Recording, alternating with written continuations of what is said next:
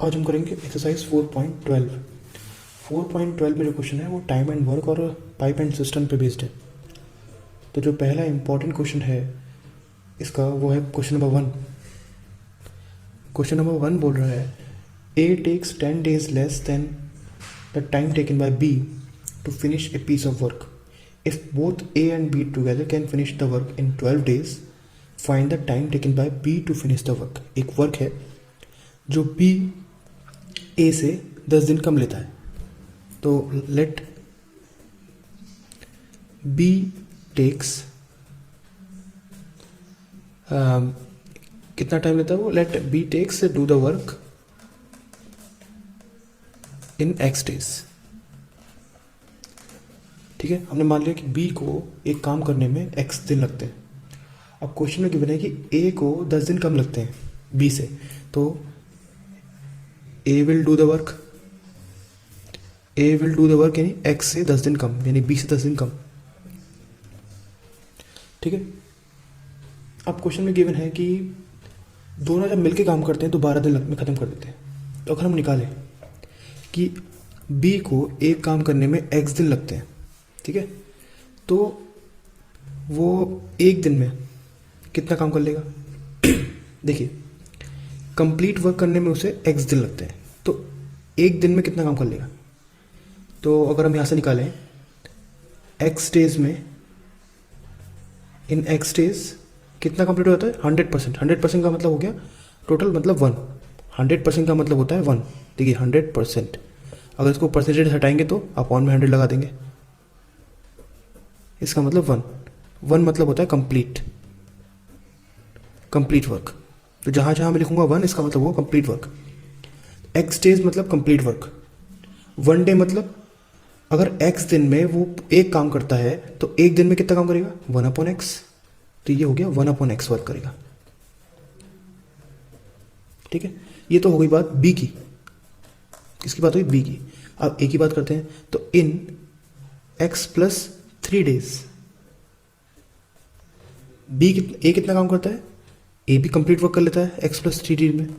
तो अगर हम निकालें कि एक दिन में कितना काम करेगा, तो एक दिन में कितना काम करेगा 1/x + 3, इतना काम करेगा।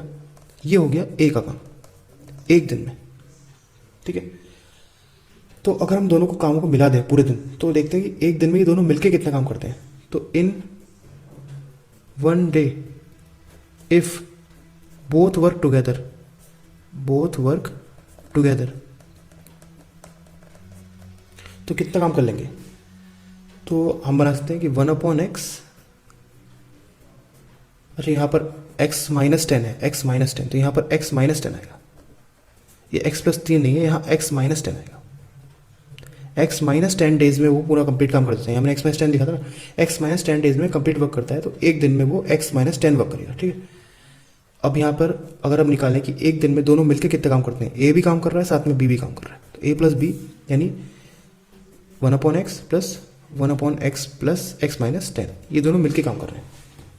तो ये कितने पोर्शन काम कर देंगे, कितना पोर्शन काम कर देंगे, ये हमें निकालना है। इतना पोर्शन तो हो गया ए का करा हुआ और ये हो गया बी का करा हुआ। कितने दिनों में, एक दिन में। तो ये जब मिलके काम करते हैं तो काम हो जाता है 12 दिन में कंप्लीट। तो इस यहाँ पर क्या वैल्यू आएगी, इसको हम आगे निकालते हैं। देखिए कैसे, ए + बी अगर देखें तो पूरा 1 वर्क 12 दिन में कंप्लीट कर देते हैं।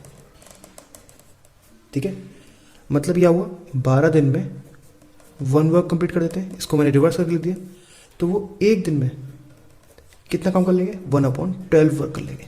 ठीक है, a + b मिलकर 1/12 वर्क करेंगे, और हमारे हिसाब से a + b मिलकर इतना काम करेंगे, क्वेश्चन के हिसाब से इतना काम करेंगे।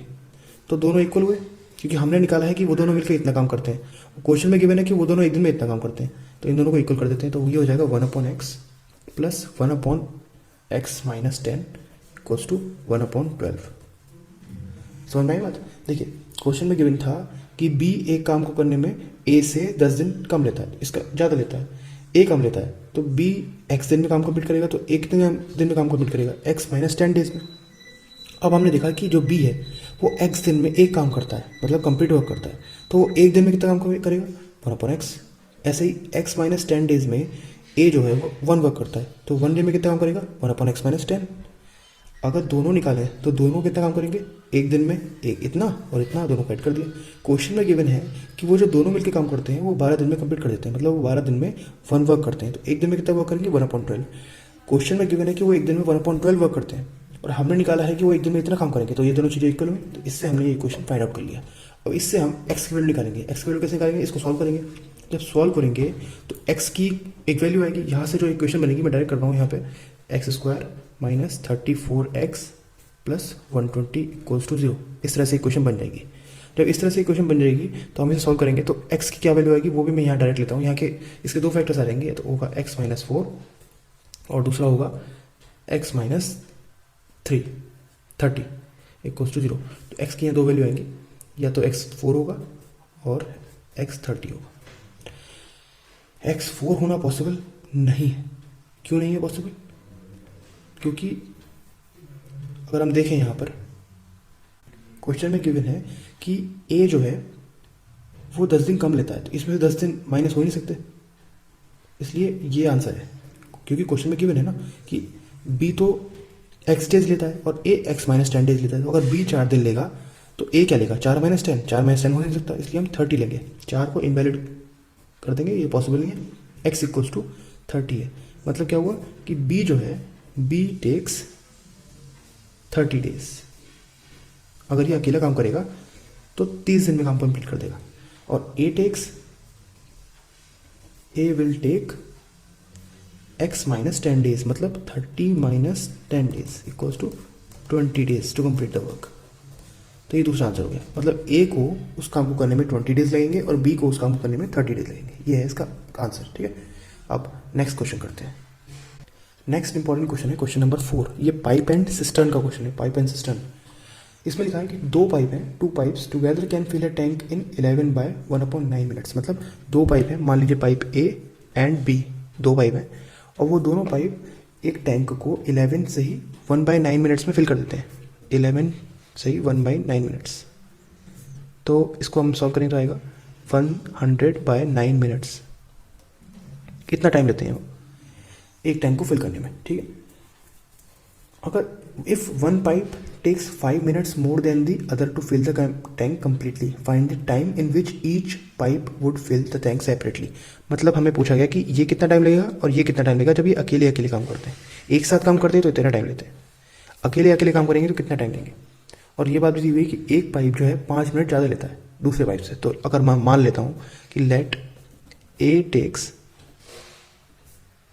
x मिनट्स, तो b विल टेक 5 मिनट ज़्यादा, यानी x प्लस 5 मिनट्स, ठीक है। अब मैंने वही तरीका अपनाना है, जैसे कि अगर a के बारे में बात करें तो इन x मिनट्स वो पूरा टैंक भर देता है, मतलब 1 वर्क कंप्लीट कर लेता है। टैंक भरने का मतलब हो गया एक काम कंप्लीट करना, तो इन x minutes 1 work complete, 1 tank complete, ठीक है। अगर मैं निकालूं कि 1 मिनट में कितना करता है, तो 1 मिनट में कितना हो जाएगा, 1/x वर्क हो जाएगा। ऐसे ही अगर b के बारे में बात करें तो इन x प्लस 5 मिनट्स कितना टैंक भर देता है, पूरा टैंक भर देता है, 1 वर्क कंप्लीट। तो 1 मिनट में कितना टैंक भरेगा, 1/x प्लस 5 वर्क, ठीक है। क्वेश्चन में अगर ये दोनों काम करते हैं एक साथ, मतलब a प्लस b दोनों मिलकर काम करें, तो कितना टैंक भर जाएगा 1 मिनट में। ये इतना वर्क करेगा और ये इतना वर्क करेगा, दोनों के वर्क ऐड हो जाएंगे जब अगर साथ में मिलकर काम करते हैं तो, ठीक है। ये दोनों ऐड हो गए। अब क्वेश्चन में भी हमें गिवन है, क्वेश्चन में क्या गिवन है कि जब a प्लस b साथ में मिलकर काम करते हैं तो पूरा एक वर्क जो है वो 100/9 मिनट्स में कंप्लीट कर देते हैं। अगर मैं यहाँ से निकालना चाहूँ कि 1 मिनट में कितना वर्क करते होंगे, तो ये आ जाएगा 9/100 वर्क करते होंगे। ये कैसे आया, देखिए इसको इधर ले जाइए, इसको नीचे ले जाइए, यहाँ 1 रह जाएगा और ये चेंज हो जाएगा, तो 1 मिनट में 9/100 वर्क करते हैं। और हमने निकाला है ये, और हम क्वेश्चन में गिवन है ये, दोनों चीज़ें इक्वल है कि a प्लस b दोनों साथ में मिलकर काम करते हैं तो इतना काम करते हैं, और हमने निकाला इतना काम करते हैं, तो ये दोनों इक्वल हो जाएंगे। जब ये इक्वल हो जाएंगे तो हमें ऐसे लिख सकते हैं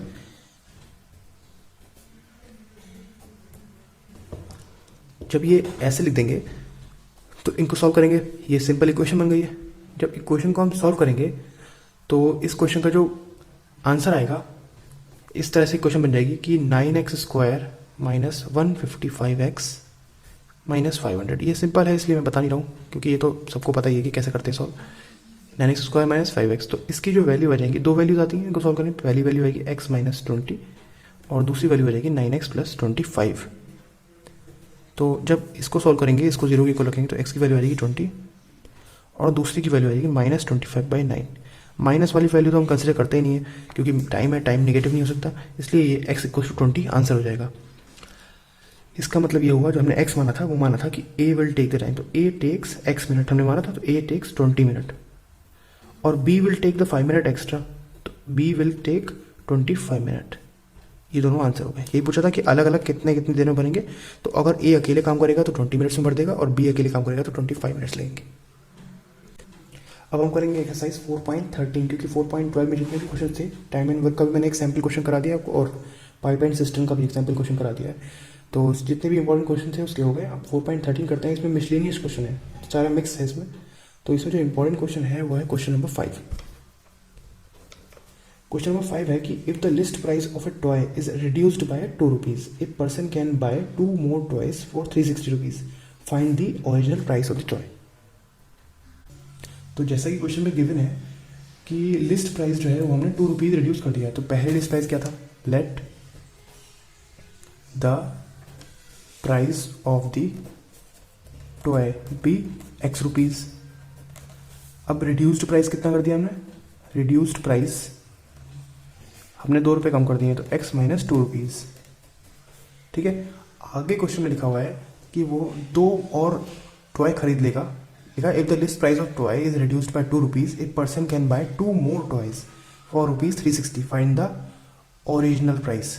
तो टोटल अमाउंट कितना है according to the question. According to the question ये है कि क्वेश्चन में उसके पास 360 रुपीज़ ही है।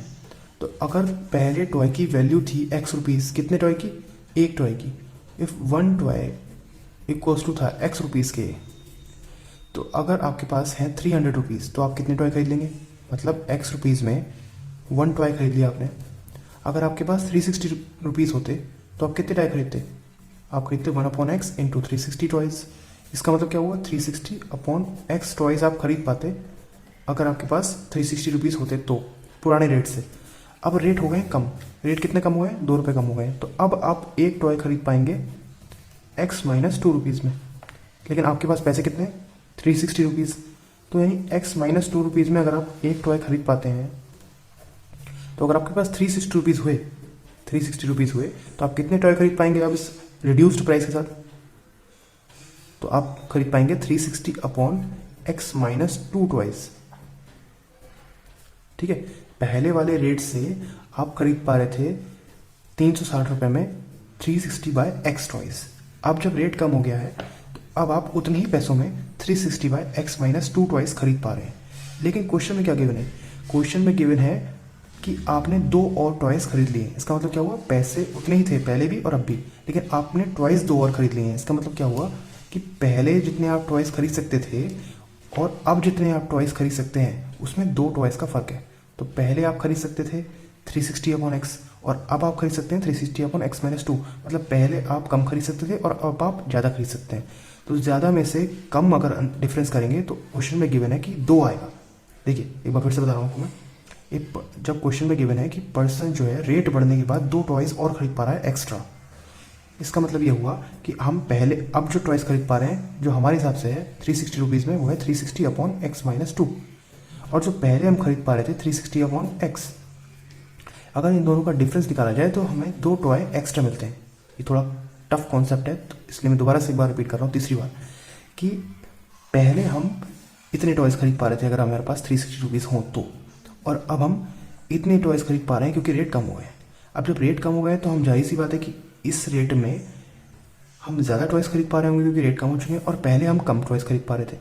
क्वेश्चन में ये गिवन है कि जब रेट ज़्यादा था और अब जब रेट कम हुआ है तो हमें 2 टॉयज़ एक्स्ट्रा मिल गए हैं। तो हमने जब रेट कम था तो निकाल लिए, पहले रेट ज़्यादा था तो हम निकाल लिए, दोनों को माइनस कर दिया और 2 लिख दिया।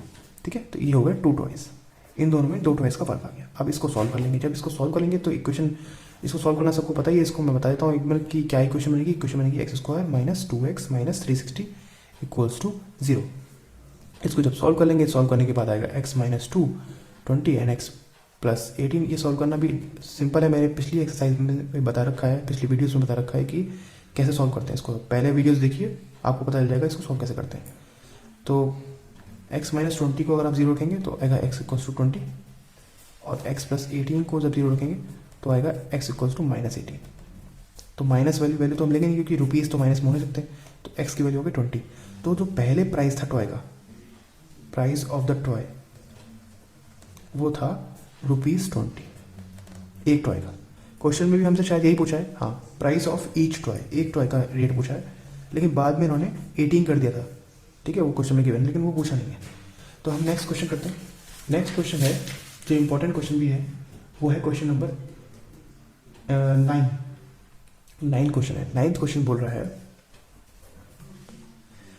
बोल रहा है कि in a class test the sum of the marks obtained by P in mathematics and science is 28. Had he got 3 more marks in mathematics and 4 marks less in science, the product of their marks would have been 180.